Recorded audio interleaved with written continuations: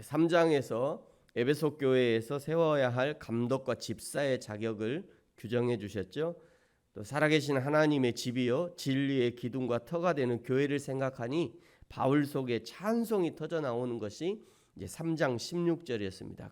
크도다 경건의 비밀이여 하면서 이제 바울의 찬송이 울려 퍼졌습니다.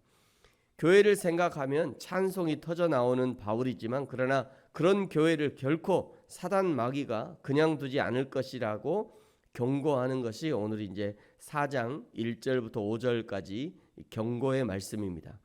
이 사단의 계략을 어떻게 알게 되었느냐면 1절에 보시면 성령이 밝히 말씀하시기를 성령께서 알려주신 겁니다.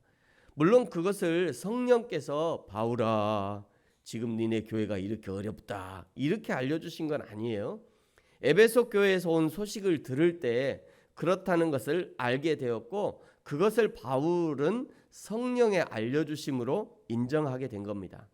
하나님의 마음, 성령의 마음을 아는 여러 가지 방법이 있을 수 있지만 첫째는 성경을 통해서 알 수 있습니다. 그래서 우리가 성경을 읽고 묵상하고 또 예배에 참석해서 설교를 듣고 또 공부를 하는 거죠.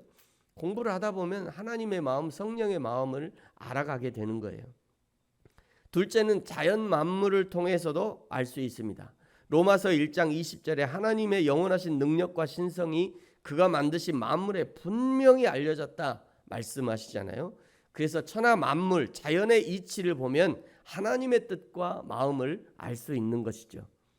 지금 태풍이 올라옵니다만 안 오면 좋겠는데 어제 밤에 자면서도 주님 태풍 저거 더 안 올라오게 해주세요. 그냥 거기 있게 해주세요. 거기서 소멸하게 해주세요. 제가 막 그렇게 기도하면서 이렇게 잤는데 지금 태풍이 올라옵니다만 이 태풍을 보면서도 인간이 얼마나 연약한지 하나님의 보호하심이 없이는 바람 앞에서 벌벌 떠는 것이 인간이라는 거예요. 뭐 농사 제가 제일 걱정되는 게 나주 배가 제일 걱정돼요. 무거워서 떨어지잖아요. 사과 뭐 무거워서 떨어지니까. 이게 농사가 잘 될 때는 내가 농사에서 이만큼 부자가 됐다 하지만 바람만 한번 불어도 그냥 진짜 추풍낙엽이잖아요. 그런 것들을 보면서 인간이 얼마나 연약한 존재인가. 정말 인간이 하나님을 의지하지 않고는 살 수 없는 존재이구나. 그걸 알 수 있는 거예요. 자연 만물을 통해서도 말이죠. 성령께서 바울에 알려주시는 내용이 무엇이냐면 1절 후반절에 보시면 후일에 어떤 사람들이 믿음을 떠날 것이고 미혹하는 영과 귀신의 가르침을 따를 것이다. 이 내용이었습니다. 이 사람들이 어떤 사람이냐 2절에 자기 양심이 화인을 맞아서 외식함으로 거짓말하는 자들이다. 성령을 따르지 않는 자 사단 마귀를 따르는 자는 외식함으로 거짓말합니다. 왜냐하면 그 압이 사단 마귀로부터 배운 것이 외식이고 배운 것이 거짓말이기 때문이에요.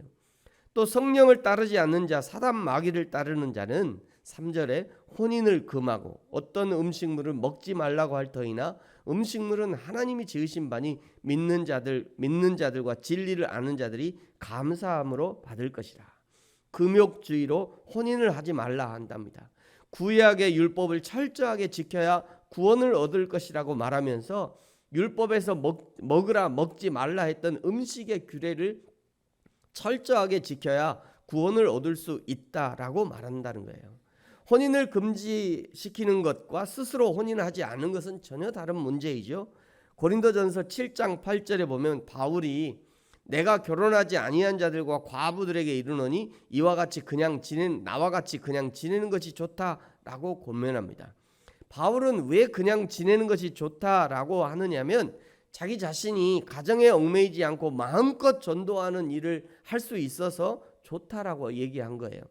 그러나 이 바울에 대한 관점은 이 바울의 이 결혼에 대한 관점은 초기 문서에 등장하는 겁니다. 처음에 편지할 때는 결혼을 안 하는 게 좋다라고 했어요. 그런데 후기에 바울의 후기 문서 디모데 전후서나 디도서를 살펴보면 바울의 신앙이 점점 깊어지면서 하나님의 뜻을 더 자세히 알게 되면서 거기서는 결혼을 권장합니다. 이미 3장에서 봤듯이 감독의 직을 사무한다든지 또 집사의 직을 사모한다든지 둘 다 5절에 말씀하시던 것처럼 사람이 자기 집을 잘 다스릴 줄 알지 못하면 어떻게 하나님의 교회에서 일꾼이 되겠냐라고 말하면서 가정생활에 충실할 것을 권면했었습니다. 교회와 사회의 기초는 가정이죠. 가정이 튼튼해야 교회가 튼튼할 수 있고 사회가 튼튼할 수 있습니다. 그래서 교회와 사회를 와해시키려고 하는 악한 무리가 가장 먼저 공격하는 것이 가정입니다. 저와 여러분의 가정이 악한 사단의 공격을 하나님의 진리로 막아내고 하나님 앞에서 건강한 가정, 복된 가정으로 세워지기를 예수님의 이름으로 축복합니다. 음식에 대해서는요, 4절과 5절의 말씀이 아주 오랜 기간 동안 많은 논쟁을 불러일으키는 그런 구절입니다. 4절과 5절 여러분 다시 한번 같이 읽죠. 시작. 하나님께서 지으신 모든 것이 선함에 감사함으로 받으면 버릴 것이 없나니 하나님의 말씀과 기도로 거룩하여짐이라. 아멘. 이 구절을 지지하는 사람들은 이거 봐라, 하나님이 지으신 모든 것이 선하다고 하지 않았냐, 하나님의 말씀과 기도로 거룩하여진다고 하지 않았냐, 그러므로 뭐든지 먹어도 된다 이렇게 주장합니다. 그러나 이 성경 말씀은 오늘날의 상황에 그대로 적용되기는 매우 위험한 요소를 포함하고 있어요. 먼저 바울이 얘기하는 하나님이 지으신 모든 것은 창세기 1장에서 말씀하시는 천지를 창조하셨던 그 천하 만물을 가리키는 것입니다. 하나님께서 천지 창조를 하신 그 원형의 천하 만물이 선하다는 거예요. 그러므로 하나님이 만드신 모든 것은 버릴 것이 없는 거죠. 하물며 이름 모를 잡초라 할지라도 그것은 쓸데없는 것이 아니라 우리가 아직 그 활용과 목적을 몰라서 그렇지 하나님은 목적이 있어서 창조하셨다는 거예요. 그 하나님의 목적을 찾아내면 그 하나님의 창조의 원 목적이 밝혀지는 것이니까 그것을 곧 거룩해졌다라고 표현하는 것입니다.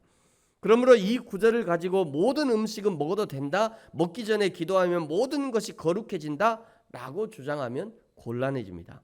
오히려 요즘은 아무거나 먹어서는 절대 안 되는 시대가 되어버렸어요.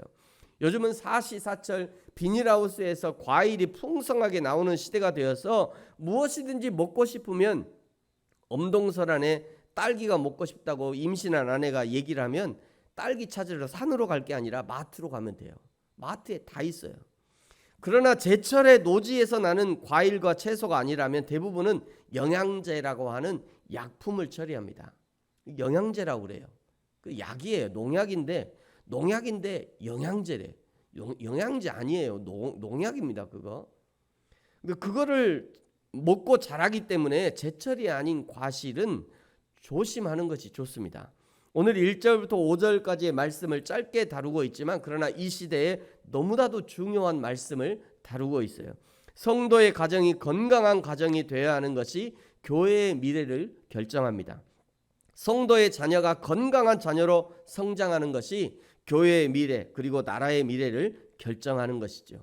저와 여러분의 가정이 그리고 우리의 자녀들, 손주들이 하나님이 원하시는 창조의 원형으로 회복될 뿐 아니라 건강한 삶을 살고 건강한 육체와 건강한 정신으로 오직 여호와 하나님께 영광을 돌리며 바른 그리스도인의 삶을 사는 우리 개인과 또 자녀들, 우리 가문의 자손들이 되어지기를 예수님의 이름으로 축복합니다. 기도하겠습니다. 하나님 아버지 감사합니다. 창조의 원리가 훼손된 이 시대를 살면서 하나님의 원뜻을 분별할 수 있는 지혜를 우리에게 주시고 하나님의 진리의 뜻을 따를 수 있는 지식과 용기도 우리에게 주시기를 소망합니다. 우리의 자녀들이, 우리의 자손들이 건강하고 바른 하나님의 사람으로 성장할 수 있도록 도와주옵소서. 감사합니다. 예수님의 이름으로 기도합니다. 아멘. 하늘에 계신 우리 아버지여, 이름이 거룩히 여김을 받으시오며